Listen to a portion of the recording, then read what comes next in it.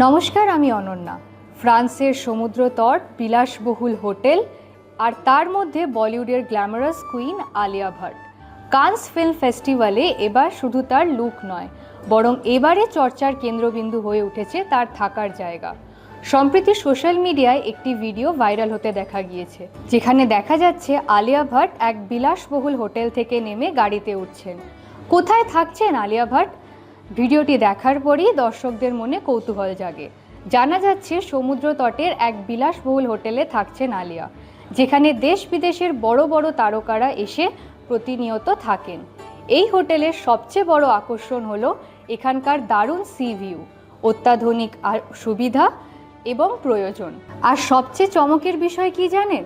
আলিয়া ভাট যে ঘরে থাকছে সেই ঘরের এক রাতের ভাড়া হলো ভারতীয় মুদ্রায় প্রায় 8.5 লক্ষ টাকা।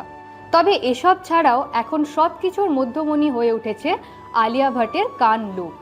মিন্ট গ্রিন ড্রেসে আলিয়া ভাটের উপস্থিতি এখন অনুরাগীদের মন কেড়েছে। জানা যাচ্ছে অনেকেই তার কাছে রাহা কাপুরকে নিয়েও প্রশ্ন করেছেন, কিন্তু আলিয়া ভাট এখন বিশ্বের অন্যতম চলচ্চিত্র উৎসব কানস ফিল্ম ফেস্টিভ্যালের প্রতিটি মুহূর্তই উপভোগ করছেন বলে জানা গিয়েছে। সব মিলিয়ে কানস ফিল্ম ফেস্টিভ্যালে আলিয়া ভাটের বিলাসবহুল জীবনযাপন এবং তার গ্ল্যামারাস লুক হয়ে উঠেছে নেট দুনিয়ার হট টপিক। নমস্কার, এরকম ধরনের আরও খবর দেখতে চোখ রাখুন অন টিভিতে।